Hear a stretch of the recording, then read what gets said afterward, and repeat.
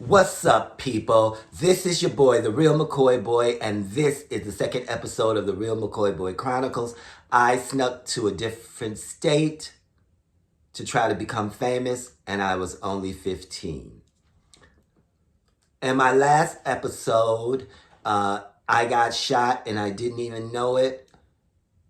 I let you guys know about the fact that I was going out, hanging out late at night, going to clubs. Well, during those times, I ended up getting offered to perform in different clubs, in some of those clubs, and get paid to do that.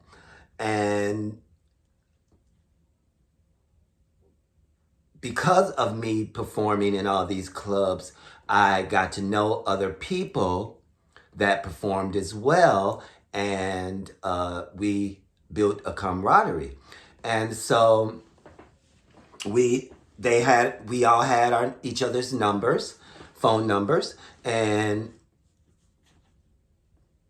if we needed to talk to each other or to invite each other to a performance, to do a performance, like to open for some of the main performers, they would call me or some of the people that I performed with, because I was in a group performance, but I also, if needed, will perform by myself.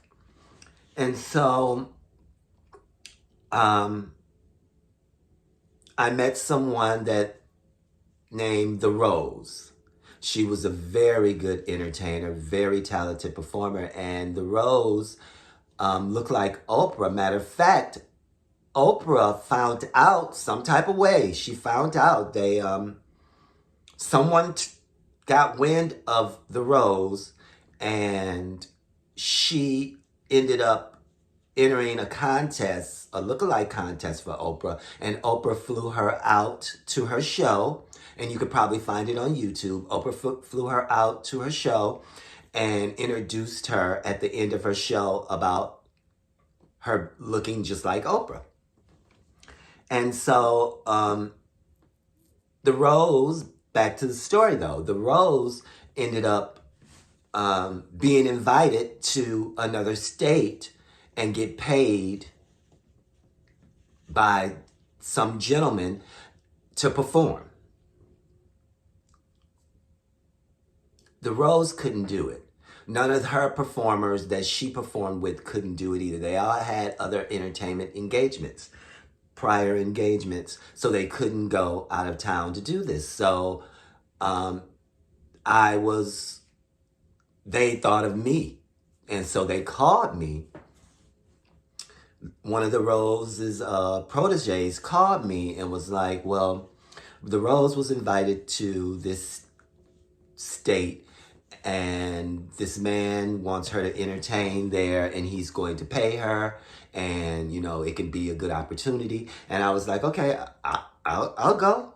And at this time, I couldn't go out of town. I was only 15. I knew I couldn't go out of town. But even though in my younger years, my mom didn't let us spend the night away from home, since Giovanni lived right kitty corner from us, she let me spend the night if I wanted to. And so I told her that I was going to spend the night at Giovanni's house. And I would be back in a day and a half or a day or so.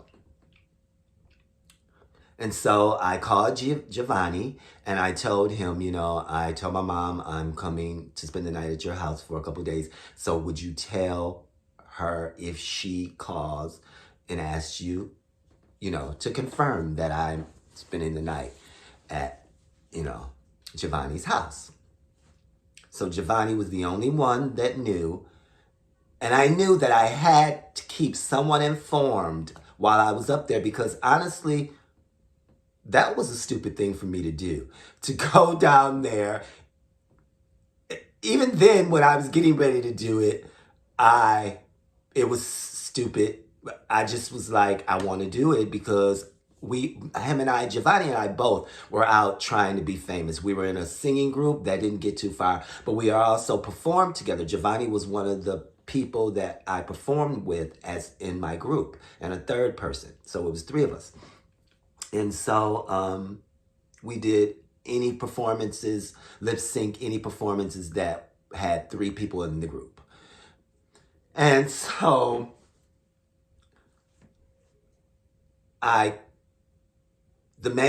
the gentleman paid my way, bought me a ticket and for me to come there. And he also paid for my hotel room and paid for food, room service for me while I'm there. I can just call and get the room service. And so keep in mind, that was one of the stupidest things any young person could do, is pick up and leave by themselves to meet some strange person under the pretense that I was going to be famous or become a performer and get paid. So I got there, and I found the hotel that I was supposed to be staying in. Everything went smooth as it related to me getting into the hotel. I just don't know how I was able to do this and get away with it, and my mom not ever find out, but she never found out. And and it's not funny, but it's just a trip that I even was that bold to take that chance. I would not even be here right now if it would have went left. But of course, it didn't go left because I'm right here talking to you. So I get there, wind down, and I'm waiting for the guy. I don't even know the guy's name. I can just tell you what he looked like. I was waiting for the guy to arrive to the hotel and sit down and discuss with me the legalities and everything, logistics of what I was going to be doing. So we spent a lot of time of that day together talking and getting to know each other. And then by the time it got nighttime, he gave me the real reason why he wanted someone to come down there, and it wasn't to perform and get paid. I was going to get paid, but it wasn't to perform. So this man comes in. He's an older, short guy, pale, really pale, but I'm going to say he's Italian. He had this Italian sounding accent, but he looked like an old light-skinned black man. But I'm going to say he was Italian. And I don't even think he was from Indianapolis, if he even lived in Indianapolis, but because originally he couldn't have been from there because his voice was like a Jersey accent, Boston or something like that. But he was this old man, a little bit of hair missing at the top. He had on glasses. And I'm like, instantly, I know that this is not a performance or entertainment. I don't even think this has anything to do with entertainment at all.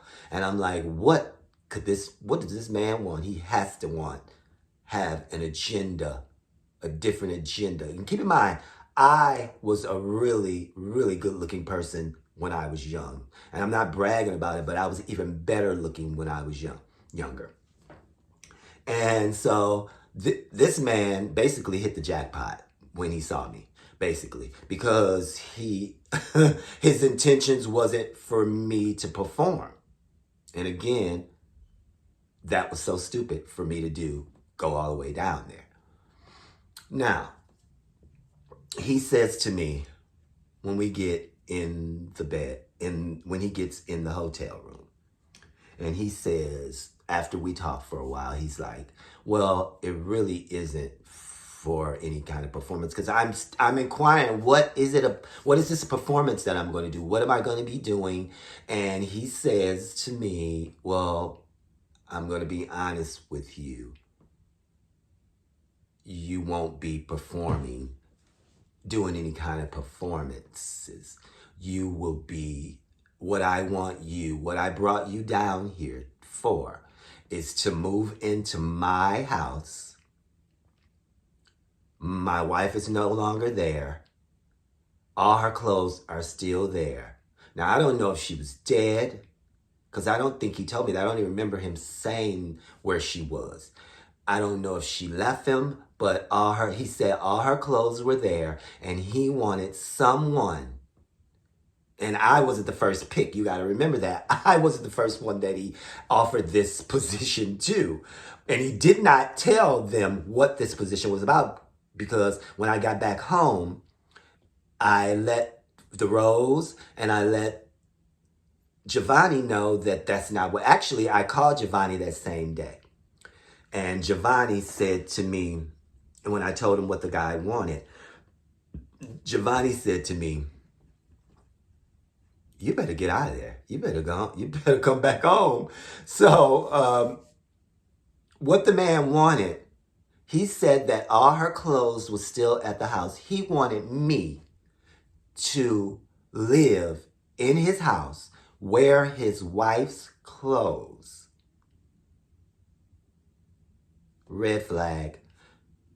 The red flags were already there, but that one was a big one. And I'm like, thinking to myself, I didn't make any kind of facial gestures, or I didn't panic or anything, because I just felt like if he was dangerous, I'm going to be in trouble. So I had to make him feel like, okay, well, you know what? Let me think about this.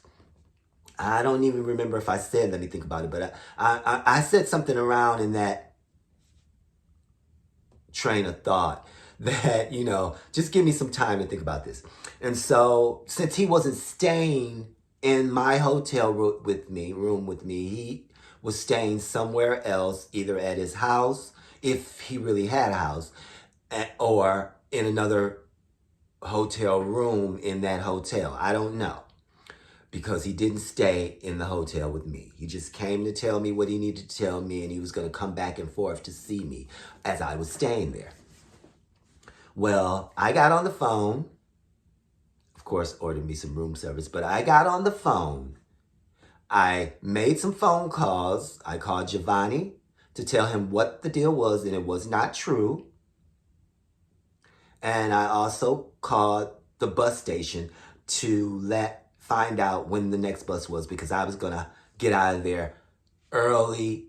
The earliest bus. I called to find out what time the earliest bus was going to be there, because he was supposed to come back the next day to see me and finish discussing everything and getting my answer to his question of me staying there and wearing his wife's clothes. He was going to come back for that answer.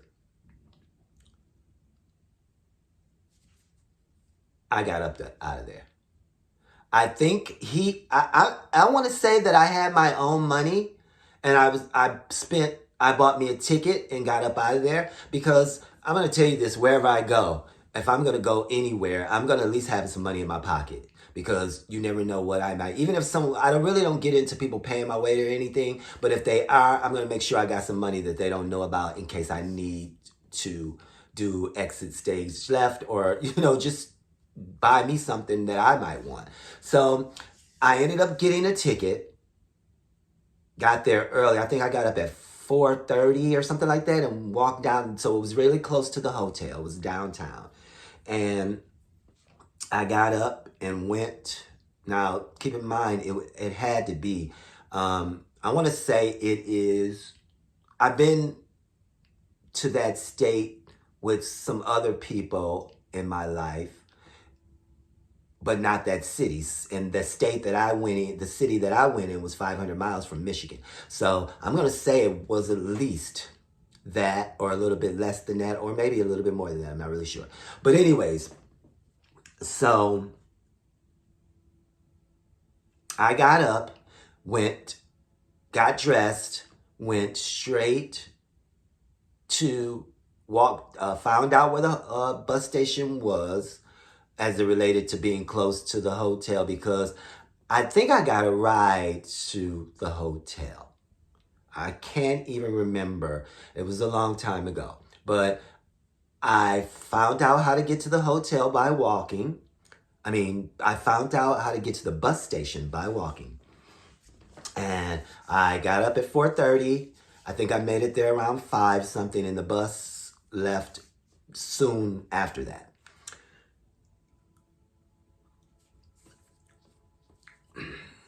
I made sure to call my mom while I was in that state, just to try to, so she would know that I was all right, and that so she wouldn't call over to Johnny's house, so that I can keep that lie that I told, because I'm not proud of that lie. Because I'm not that type of person. I've always been an upfront, honest person. But when you're sneaking to do something, you can't be honest. There's no way you can if you're sneaky. But so I kept in touch with her. I got on that bus. I got out of there. I don't think the man got back in touch with me. I don't remember him getting back in touch with me. And I came straight back to my house, like I was coming from Giovanni's house, and it was never spoke of again. We never spoke on that incident ever again. Now, I did speak to the Rose. I let the Rose know that man, you better be glad you didn't go down there, because that man wanted me to wear his wife's clothes. And that was some crazy mess. I told her, I let her know that man wanted me to wear his wife's clothes, and I was not about to do anything like that, because I don't even know if she was alive, if she left him, or anything. As I said earlier, there was no way I was going to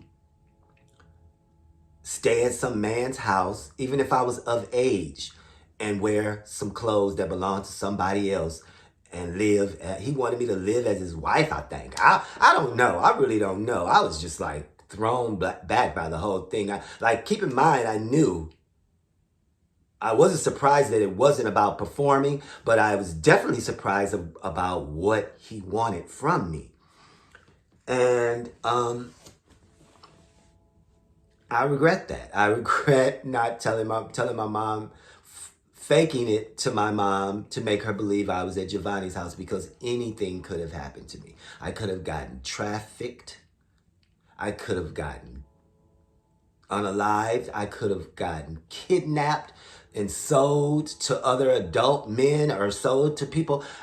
Anything could have happened. And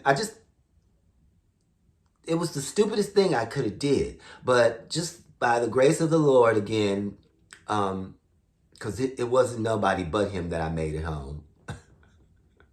He was definitely, they say the Lord watches over babies and fools, and I was definitely a fool that time. And I'm not even going to front with you or play with you or cap with you. So, I made it home safely, and never did anything like that ever again.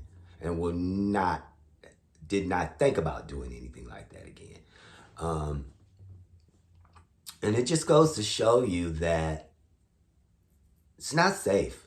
Don't sneak around, because you don't know what's going through that person's mind, and he trying to make you believe that he wants one thing, and then when you see the person, they want something totally different that you can't give. So it's always a lesson in this. And just be careful how you move when it comes to stuff like this, because I know people get online talking to people, and they end up something happens to them because they made some bad decisions as it related to the people that they talked to. And so I just want to also give you that.